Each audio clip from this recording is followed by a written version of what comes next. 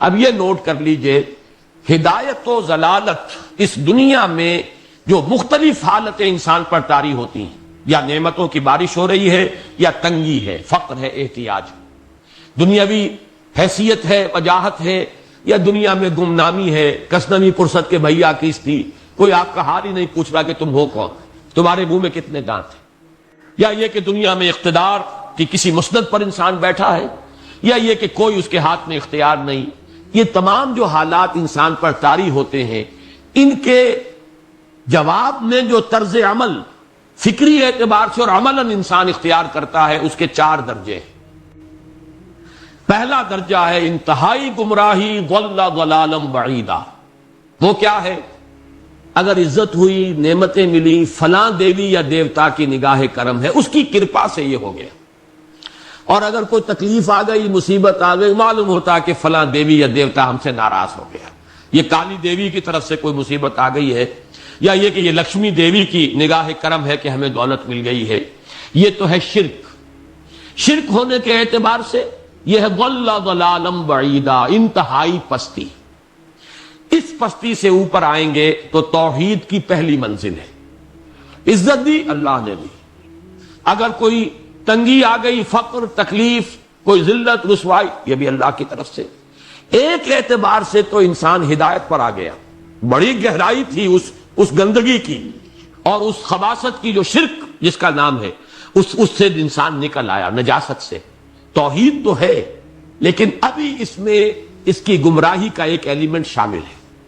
اور یہ گمراہی سے جب تک آگے نہیں آئے گا، اوپر نہیں ابھرے گا، اس کا طرز عمل کیا ہوگا کہ ذرا کچھ مل گیا، عزت مل گئی، پھولے نہیں سما رہے، اب زمین پر قدم نہیں ٹک رہے، گردن اکڑ رہی، کہیں محرومی ہو گئی، کوئی تکلیف آ گئی، کوئی مشقت، فقر آ گیا، اب بجھ کر رہ گئے.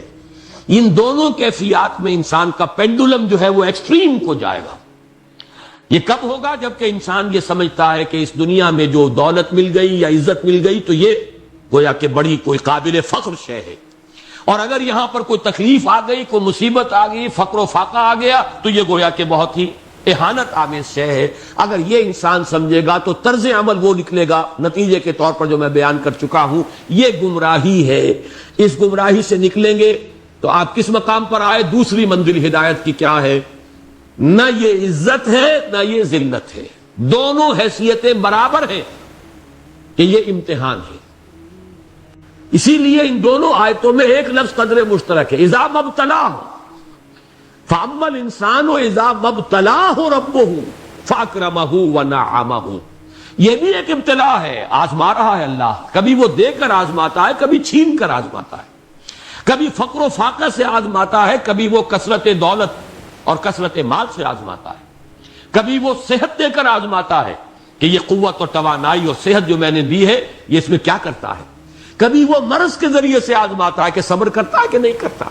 ہمارے لیے شکوہ اور شکایت تو اس کی زبان پر نہیں آ جاتی، نالا اور شیون تو نہیں آ جاتا، تکلیف جھیلتا ہے کہ نہیں جھیلتا، اس میں تحمل ہے کہ نہیں ہے، تو صبر کرتا ہے یا شکر کرتا ہے. یہ دونوں کیفیات در حقیقت اس اعتبار سے مساوی ہے، یہ بھی امتحان، یہ بھی امتحان. یہ حقیقت جب سامنے ہوگی اب وہ پینڈولم جو ہے وہ بہت کم ہو جائے گا. یعنی انسان میں طبعی طور پر تو ایک اثر ہوتا ہے غیر اختیاری. کسی چیونٹی نے کاٹا آپ کے پاؤں پر، آپ اپنا پاؤں ہٹا لیں گے، اس میں کوئی ارادہ نہیں، یہ ریفلیکس ایکشن ہے، غیر اختیاری فعل. اس حد تک تو انسان ضرور متاثر ہوتا ہے، اس سے تو کوئی انسان جو ہے وہ بلندتر نہیں ہو سکتا. حضرت ابراہیم رضی اللہ تعالیٰ عنہ، حضور کے وہ نومولود فرزند، انتقال جب ہو رہا تھا آپ کی آنکھوں میں آنسو آ گئے. اب یہ ایک طبعی اثر ہے، ایک فعل ہے، انفعالی کیفیت ہے جو بالکل طبعی ہے، لیکن یہ نہیں کہ اس کی وجہ سے انسان کی زبان پر کوئی شکوہ آ جائے، کوئی شکایت آ جائے، یہ نہیں ہوگا، یہ ایمان کے منافی ہے. اسی طریقے سے اگر کوئی خوشی ہوئی ہے تو چہرے کے اوپر ایک نکھار آ جائے گا، تبسم آ جائے گا، اس سے زائد نہیں.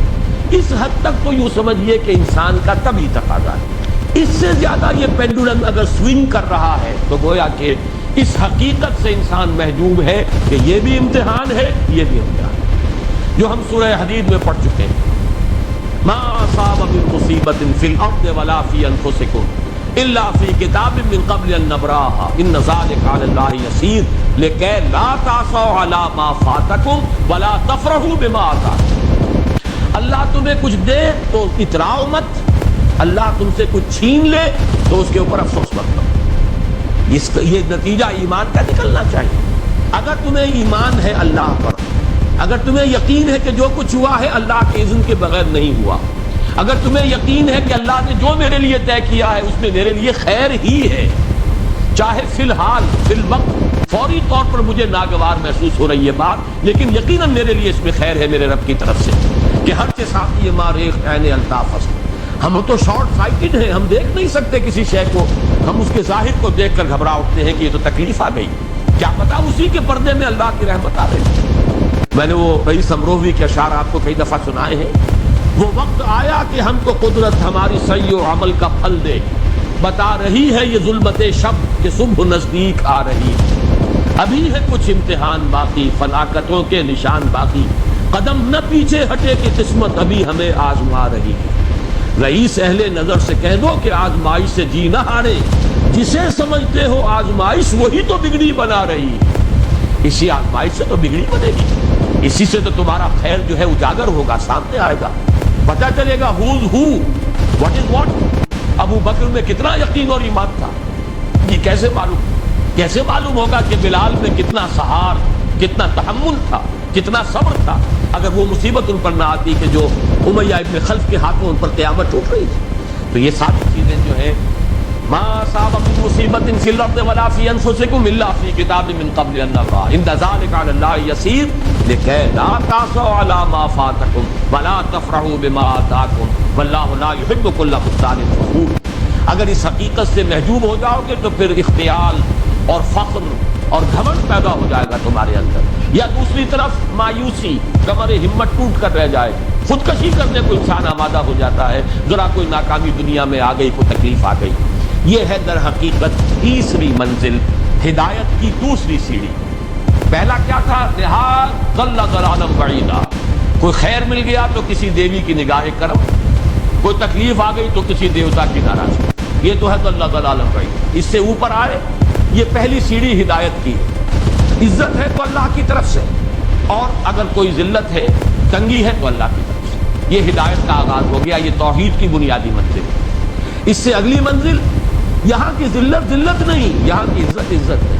ذالک یوم التغابن، ہار اور جیت کے فیصلے کا دن تو قیامت کا دن ہے۔ وہاں معلوم ہوگا جس کو اس روز عزت ملی وہ عزت والا ہے، جو اس روز ذلیل ہو گیا وہ ذلت والا ہے۔ یہ تو امتحان ہے، دار الامتحان ہے۔ خلق الموت والحیات لیبلوکم ایکم احسن عملا، یہ تو دار الامتحان ہے۔ امتحان ہونے کے ناطے دونوں برابر ہیں۔ اس سے اوپر ہے چوتھی منزل، ہدایت کی تیسری منزل۔ وہ کیا؟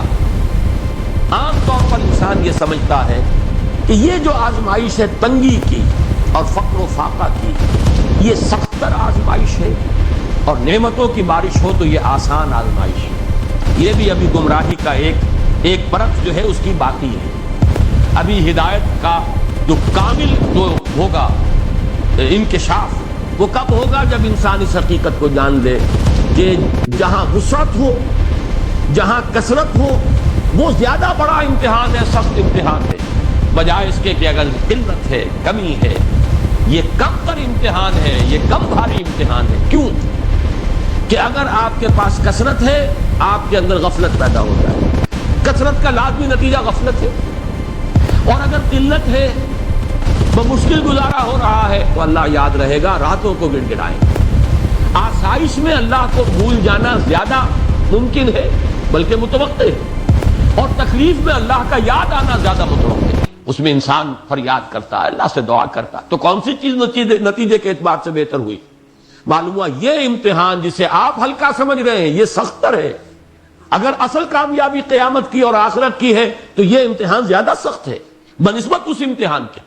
اگرچہ اس امتحان کی بھی ایک آخری شکل ہے جس کے بارے میں حضور نے فرمایا کاد الفقر ان یکون کفرا، لیکن عام حالات میں یہ سمجھ لینا چاہیے کہ یہ بھی امتحان، یہ بھی امتحان۔ لیکن اگر تنگی ہے، اس کے لیے بھی حدیث بڑی پیاری ہے، حضور نے فرمایا ما قل و کفا خیر مما کثر و الہا، اگر کم ہو لیکن کفایت کر جائے، ضرورت پوری ہو گئی، پیٹ کو جتنا درکار تھا جسم اور جان کا رشتہ برقرار رکھنے کے لیے اتنا مل گیا. نہیں کوئی کئی کورسز کے ڈنر کھائے ہیں, نہیں کوئی اس کے اندر جو ہے لذت ہے, لیکن یہ کہ بنیادی ضرورت پوری ہو گئی. کسی کے سامنے ہاتھ نہیں پھیلانا پڑا, کسی کے سامنے عزت نفس کو ہتھیلی پر رکھ کر پیش نہیں کرنا پڑا. ما قل و کفا, جو کم ہے لیکن کافی ہے. خیر وہ کہیں بہتر ہے اس سے, مما کثر والہا, جو ہو تو بہت لیکن اس سے غفلت طاری ہوتا ہے. الہاکم التکاثر, یہ تکاثر تو انسان کو غفلت کے اندر مبتلا کر دینے والی شے ہے. یہ ہے اصل میں کہ جس کے لیے تاریخی اعتبار سے نوٹ کر لیجئے واقعہ امام احمد ابن حنبل رحمہ اللہ, ان کی تاریخ کا, ان کی زندگی کا یہ واقعہ بہت ہی سبق آموز ہے. خلق قرآن کے مسئلے پر جب خلافت بنی عباس کے دوران ان پر تشدد ہو رہا تھا, مارا جا رہا تھا, جیل میں تعذیب, پرسیکیوشن, وہ مار ماری جا رہی تھی جس کے بارے میں آتا ہے کہ اگر ہاتھی کو بھی وہ مار ماری جاتی تو وہ بھی بلبلا اٹھتا. اس وقت کبھی ان کی آنکھوں میں آنسو نہیں آئے. ایک صبر اور ثبات اور استقلال کا پہاڑ کھڑا جھیل رہا. پھر وہ حکومت تبدیل ہو گئی. اب وہ جو خلیفہ وقت ہے وہ خود اس مسئلے میں ان کے ہم خیال ہیں. اب انہیں جیل سے تو نکال دیا گیا. اس کے بعد یہ کہ ایک وقت آتا ہے کہ دارالخلافہ سے اشرفیوں کی ایک تھیلی لے کر ایک شخص آتا ہے کہ یہ خلیفہ نے آپ کو ہدیہ بھیجا ہے, نذرانہ ہے. اس پر رو پڑے اور یہ عرض کیا بارگاہ خداوندی میں, پروردگار میں اس آزمائش کے قابل نہیں ہوں. یہ آزمائش کہیں سخت ہے, یہ سنہری آزمائش, پہلی آزمائش, اس کو ریزسٹ کرنا جو ہے, ٹیمپٹیشن کو ریزسٹ کرنا, یہ کہیں مشکل ہے اس پرسیکیوشن اور اس تشدد کو برداشت کرنے سے. تو یہ خاص طور پر یہ نمایاں نشان ذہن میں رکھیے. تو ان آیات میں کہ جو نہایت اہم ہے یہ دو آیتیں قرآن مجید کی, بظاہر سوال آتا ہے کہ اس میں حرج کی کون سی بات ہے. اللہ تعالیٰ معز ہے, اللہ تعالیٰ مذل ہے. تعز من تشاء و تذل من تشاء بیدک الخیر, یہ سورہ آل عمران میں آیت آئی کہ نہیں آئی. لیکن یہ کہ اصل میں یہ 4 درجے ذہن میں رہنے چاہیے. اگر آسانی ہو, عزت ہو, دولت ہو, فراوانی ہو تو کسی دیوی کی نگاہ کرم یا دیوتا کا کرم. تکلیف ہو, مصیبت ہو تو کسی دیوی یا دیوتا کا اظہار غضب, ناراضگی کا مظہر. اس سے اوپر آئے جو عزت دی ہے اللہ نے دی ہے, مجھے اللہ نے باعزت کر دیا دنیا میں, اور یہ ذلت اللہ نے مجھے ذلیل کر دیا. اس کے اعتبار سے یہ ہدایت ہے, توحید تو آ گئی, لیکن ابھی گمراہی کا ایک ایلیمنٹ شامل ہے. وہ گمراہی کیا ہے کہ نہ یہاں کی عزت ہے, نہ یہاں کی ذلت ہے. وہ جو بھی سردی گرمی اور نرمی سختی, ان تمام کو جو ہے وہ برابر رکھو کہ دونوں جو ہے یہ آزمائش کی کیفیتیں برابر ہیں. یہ ہو گئی گویا کہ اس سے ایک درجہ بلند. ابھی اگر ذہن میں آپ کے یہ ہے کہ یہ فراوانی اور دنیا میں نعمتوں کی بارش اگر ہو رہی ہو تو اس کو سمجھنا کہ یہ ہلکی آزمائش ہے, اور اگر فقر و فاقہ ہو, تنگی ہو, گمنامی ہو, اور دنیا کے میں کوئی حیثیت اور اہمیت حاصل نہ ہو تو یہ گویا کہ زیادہ سخت امتحان ہے. تو ابھی گویا کہ گمراہی کا ایک ایلیمنٹ موجود ہے. حقیقت منکشف ہوگی جبکہ یہ بات واضح ہو جائے کہ یہ امتحان جو ہے, نعمتوں والا امتحان, یہ سخت تر ہے, اور فقر اور احتیاج والا امتحان یہ نسبتاً آسان ہے. اس میں اللہ کی طرف رجوع کی توقع زیادہ ہے, اس میں غفلت کا اندیشہ زیادہ ہے.